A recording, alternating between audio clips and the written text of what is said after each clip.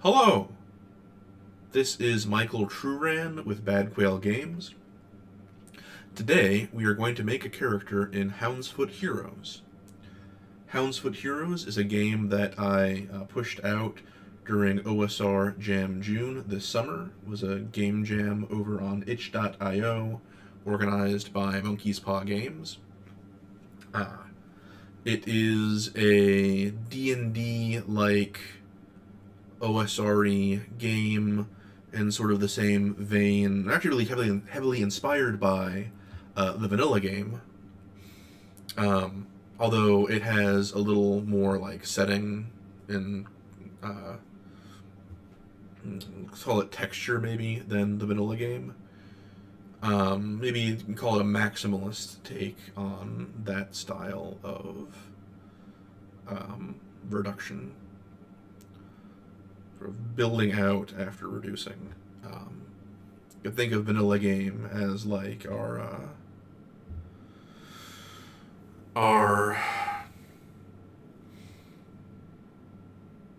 demi-glace that we're adding to our stew to make Houndsfoot Heroes. Anyway, besides the point, we're making a character. I have the game, the PDF pulled up, and I'm just gonna, move. I printed out the booklets. I'm hardly getting the camera to focus on the text of the booklets, so we'll just ignore those for now.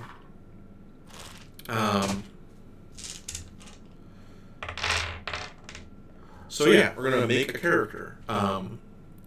So Houndsfoot Heroes, being published for an OSR game jam, is an OSR style game. Like many OSR style games, there is random character creation. The twist here is that although your distribution of ability scores might be random, the total number of them that you have of points remains the same. So you're not going to have real bad disparity between your strong and weak characters. You might have characters that start off maybe a little over-focused because a lot of their stuff might wind up in one ability score out of the others. But it's all going to be the same number of points distributed. So you're not going to have an adventuring party with, Mr. Bean and Conan the Conqueror in the same group. Okay, so you are a hero, an adventurer. Whether your future was once bright and full of promise, or your life has always been hard and grim, your best option now is to seek fortune in dank ruins below the earth. To discover your hero, take the following steps. 0. Let go of any hopes, dreams, or preconceptions you have about your hero. Fate and the dice will tell you who they are. 1. Discover a life path. Roll 1d6 on the adjoining table. Flip to the corresponding life path and record its base ability scores. Brawn, skill, ken, and luck. And make note of its keepsake. There's a small life path system. What I've written so far is sort of a proof of concept. In a finished version or bigger version, I would like to make this like a D66 table of life paths. But for right now, just the 6 is what we got. I should get some scratch paper. I bet I have a bit of envelope or something somewhere I can use. You pray forgiveness to this cat about to displace from my lap as I move around.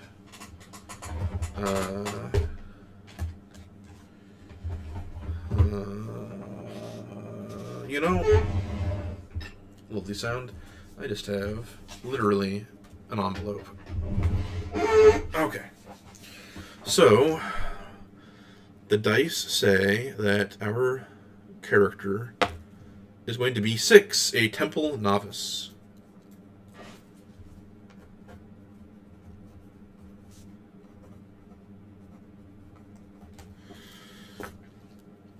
So,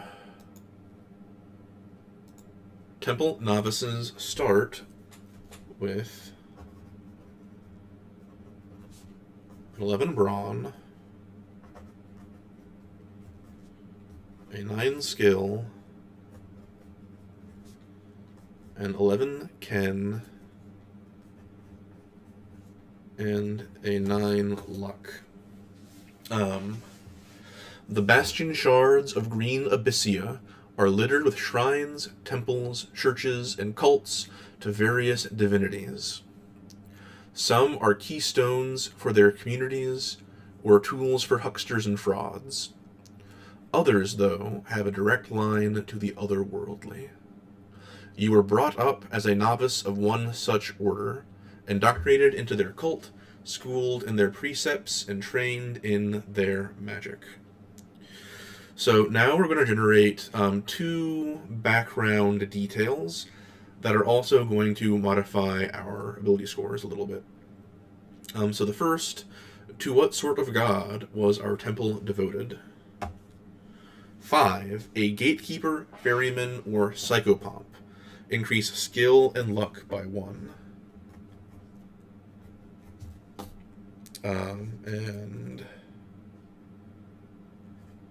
our god was a ferryman. And then our next detail is what omen inspired your long pilgrimage. Another 5, a preacher struck by a falling star. Interesting. So that's also skill and luck. Oh, we're going to be well-rounded. Omen.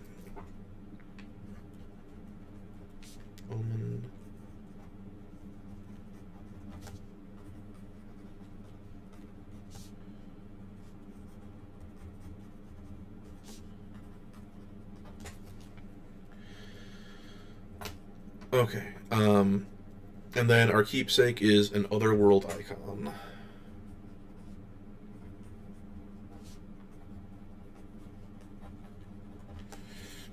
So the keepsakes are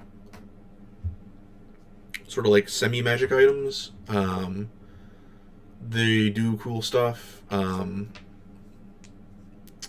So the otherworld icon does something different depending on which calling we pick. We're not going to pick that. Okay, we're going to pick it pretty soon. So we got an 11 brawn, an 11 skill, an 11 ken, an 11 luck, and 11 max luck. So luck, in this game you can use luck to modify a roll after you've rolled it. So if you're like, oh man, I really can't deal with this low roll, this high roll, you can use luck to modify it up or down, however you want. It's slow to come back, but it does come back, so you always want to keep track of your max luck, so that you know how high it can get back up to.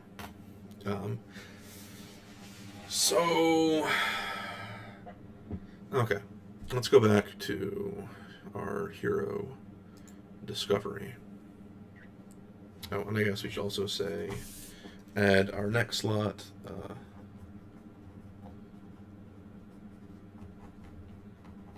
Otherworld icon. Okay. Now I pick a calling. So there are 2 callings in Houndsfoot Heroes. There is the Freebooter and the Sorcerer. So the Freebooter is the grizzled man-at-arms, the dashing swashbuckler, the desperate cut-purse, freebooters and blackguards, the lot of them. Freebooters are tough and scrappy heroes who rely on their prowess, wits, and daring exploits to get the upper hand in their adventures. So the freebooter is the fighting man, but they are also the thief, the ranger,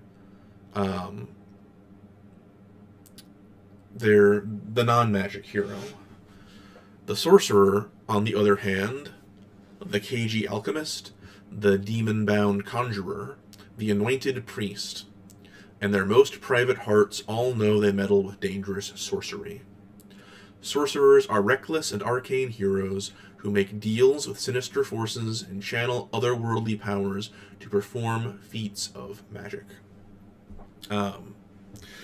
We could go either way with this character. We have literally 11s and everything. It's not. We're average. We're the average Joe. So the freebooter main feature are stunts. So the way that the dice in this game works is it is a roll under system. So when you do an ability test, you try to roll under whatever your relevant ability score is. So if I'm doing something that depends on like brawn from trying to like kick down a door, I roll my d20 and I try to roll under I try to roll an 11 or under. Oh no, I rolled a 19. That's awful. I don't break down the door, and maybe I like sprain my knee or something. If I rolled a 9, that would be under my target number, and I would have succeeded.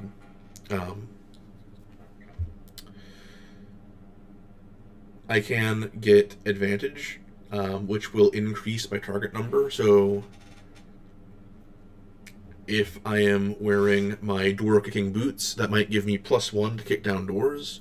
So I would try to hit a 12 instead of an 11. Or if the door is really sturdy, I might get disadvantage. Disadvantage will apply difficulty, which is a lower number I'm trying to roll above. So if I have a difficulty 1, then when I roll my die, I am trying to roll above a 1 and an 11 or below, so get in the middle. In a fight, armor will apply difficulty to attack rolls, and the way that damage is calculated, damage equals the roll, if it's successful, minus the difficulty. So your target number sets the maximum number of damage you can do, but the difficulty impacts the range and also makes you less likely to hit, right? So if I'm trying to attack someone who has 2 armor, and I have that 11 brawn still, and I roll... That's a miss. Ooh, the best I can roll, an 11. So my damage is my result, minus the difficulty. So that's 9 damage.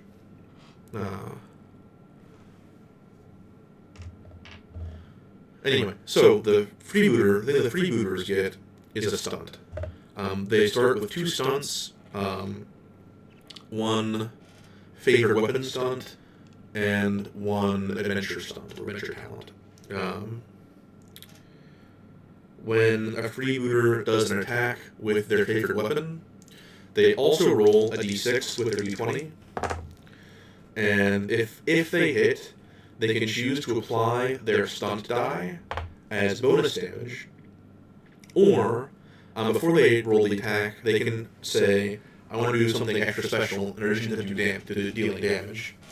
So they could say, I want to disarm this dude while I cut them up. So if they succeed and the stunt die is a 4 or higher, then they both do the damage and get their extra effect. This is sort of based on the feat of arms rule in Dungeon Crawl Classics, which is my favorite thing in Dungeon Crawl Classics. It might actually be the only thing I like in Dungeon Crawl Classics, because when I played it way back when, my character basically only did feats of arms.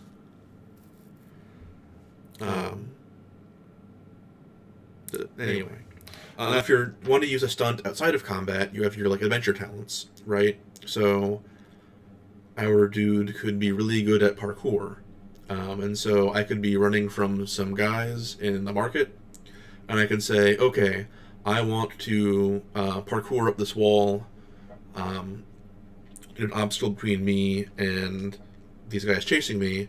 And I also want to do a stunt where I go up the wall so fast that these guys just run face first into the wall. They don't realize I'm going up, and they get stunned.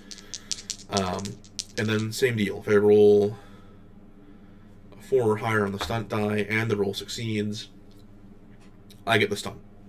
So that is how the freebooter special thing works. Sorcerers are sorcerers. They have a pact with an otherworldly patron that lets them cast spells. That is sort of warlocky. I am a big believer in spellcasters should have a lot of flavor. And I like the idea that every magic user in this setting has made some kind of deal with a higher power to get their spells. And the way you approach the relationship with that power could be very, Faustian, or it could be that higher power, otherworldly power, is your deity, and you are a priest or their knight. So there is that flexibility in the fiction. Let's do sorcerer. I already started a freebooter character sheet. Well, I do have different character sheets for different classes. We'll just flip this over.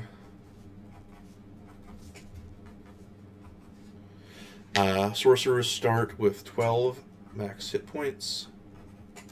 That is going to be one difference between Houndsfoot Heroes and maybe other OSRs, is the characters might be a little harder to kill. Or not. I haven't had a chance to playtest this very much.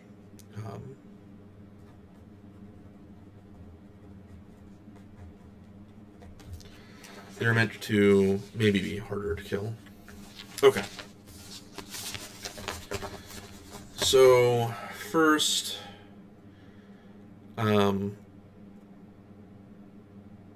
let us find out what kind of otherworldly patron we have. For a spirit of the land,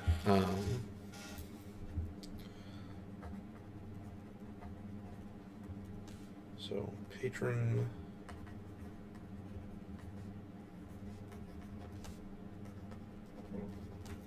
and then the kind of patron we have will determine our starting spells. So we will start with Beast Tongue.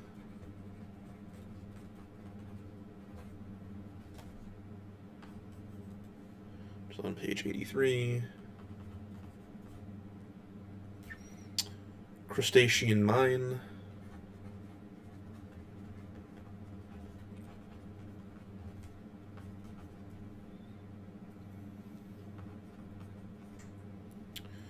And Toademaw.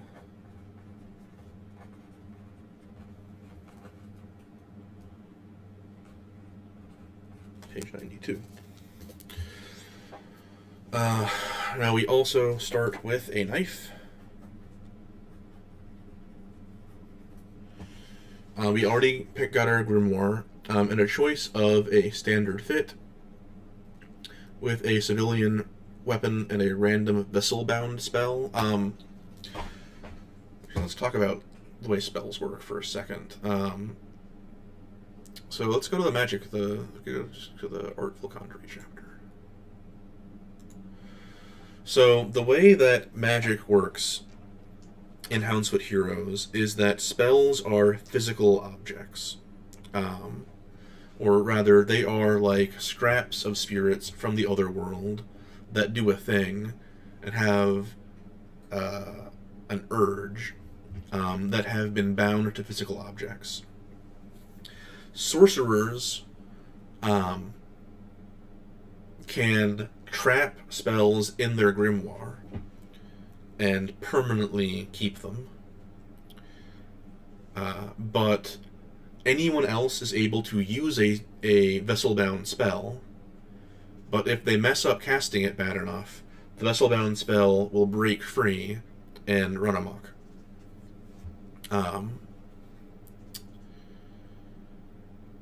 So that is that. So go back to the sorcerer. So, one of our gear choices, we could get a random vessel-bound spell. So that's something that we could maybe save and add to our grimoire later, or just have to use during play. Or we could get a heavy fit and a serious weapon, so a bigger weapon than otherwise. So if we want to be maybe a more paladin-y character, or a more priesty character with like an axe or a mace or something, then we could pick this option. And we have our brawn is as good as our ken, which is our spellcasting stat. So let's do the heavy fit.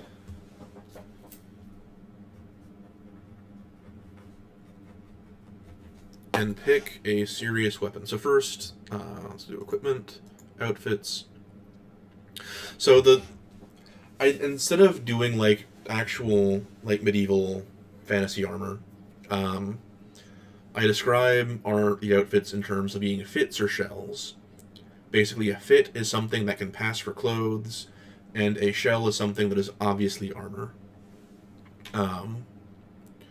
So like a standard fit is literally just clothes. It keeps you decent. That's all it really does.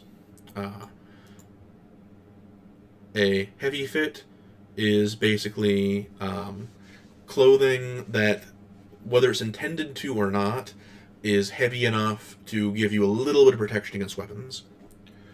So it's like that big, thick wool coat that can maybe keep a knife from messing you up quite as bad as otherwise if you were stabbed. And then you get to like armored fit, which is heavy clothing that has been reinforced with like little bits of steel armor. It could be like mail goiters or a discreet gorget or something. And then you get into shells, which are like actual armor. So like a light shell just protects your torso and head. Half shell also has arm protection. A full shell is like a full set of armor, and then a total shell is like your fully decked out, super nice tank articulated plate armor. So yeah, we got heavy fit, which gives us 1 AV or armor value, and then we get a serious weapon. And let me double check, is it any serious weapon? It's any serious weapon. So weapons are broken down into 2 what I call legal categories. There are civilian weapons and serious weapons. Civilian weapons are stuff that are carried around in day-to-day life, or that are just discreet and non-threatening. Knives, clubs, hunting bows, that sort of thing. Firearms, small enough to put in your purse, also. Serious weapons are things that are clearly intended for murder and warfare. Serious weapons are, in big towns, will be probably illegal to carry in your day-to-day life, but like an adventurer walking from outside of town to their lodgings probably won't be bothered wearing serious weapons. Going to talk to like the mayor, maybe different.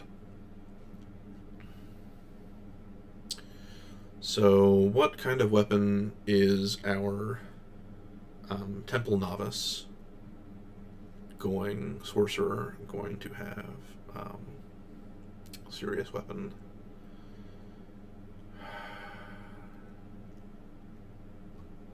I mean, let's keep it priestly and have them have a mace.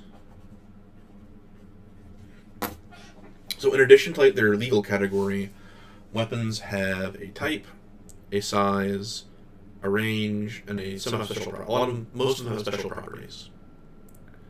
So there are 3 types of weapons. There are hand weapons, which are melee weapons.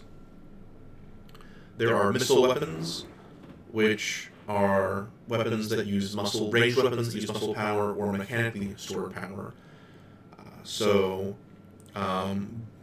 your conventional bow and arrow or your crossbows, basically. And then there are firelocks, which are guns. Hand weapons mostly use brawn to attack. Missile weapons use skill. And then firelocks use luck. Full disclosure, I never shot a gun. Firelocks use luck because, they're smoothbore, right? They're not that accurate, so you're relying a little bit on luck for them to hit true.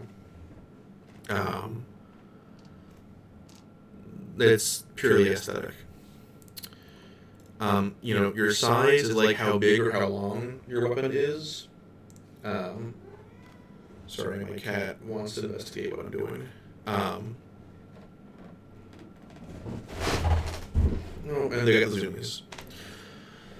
Right?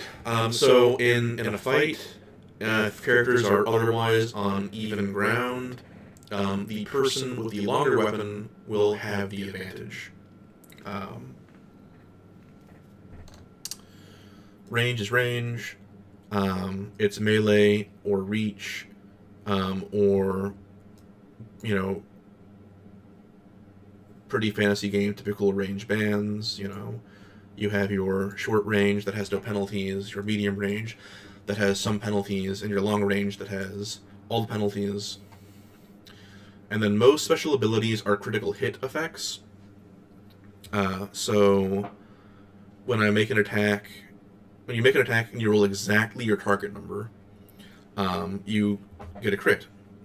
And when you get a crit, you either get d6 bonus damage, or you can choose to activate your critical hit property if you have one.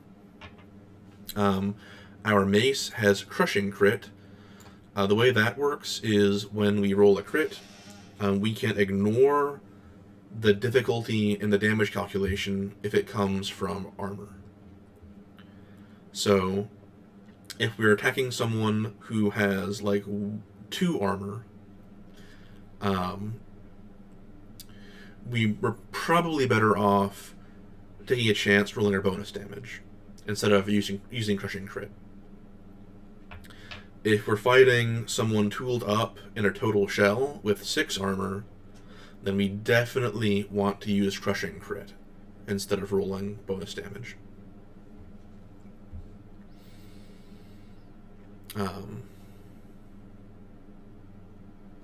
And let's look at what our spells do. Alright, so we got Beast Tongue. The practitioner chooses a kind of beast, mammal, bird, reptile, etc., and for the duration of the spell, the target can converse with that sort of beast as if they had comprehension of human concepts. So I worded it that way because there's nothing I get more frustrated with than seeing someone cast Speak with Animal and then having the game master play the animal off as being too unintelligent to be useful. No. If you're using magic to talk to an animal, then that animal should be able to talk to you as if it were a person.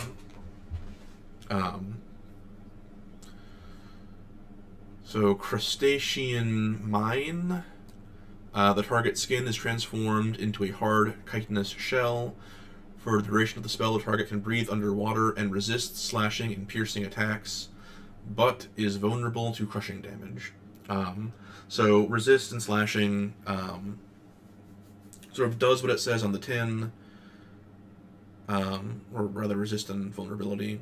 So resist, you have incoming damage from that type. Vulnerable, you double it. And then Toad Maw.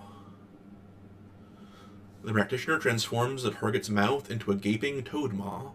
Their tongue grows sticky and long and can be used as a thrown weapon. An opponent of the target's size or smaller struck by the tongue must save brawn or be pulled adjacent to the target. The target can choose to swallow an affected opponent. While swallowed, the opponent takes 1d6 damage at the start of every combat round and can take no action except to attempt to escape with a brawn or skill test. So it lets you, eat people. So yeah, that's a quick introduction to Houndsfoot Heroes. I hope you enjoyed. If you like what you see, you can pick up the game at bad-quail.itch.io. Ciao.